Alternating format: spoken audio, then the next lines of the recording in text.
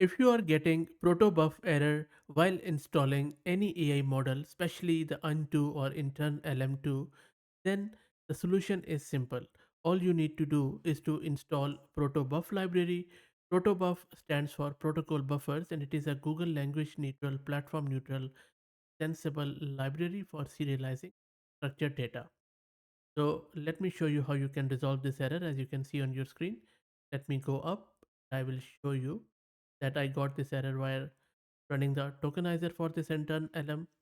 So the solution here is to, before using this tokenizer, simply run this command pip install protobuf, and once you install it, this error should be gone. So let me run it,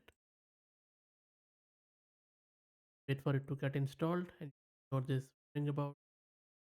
If I come down, you see no error. So this is how you can get rid of this. I hope that this was helpful. If you like the content, please consider the channel. If you are already subscribed, please share it among your. Thanks for watching.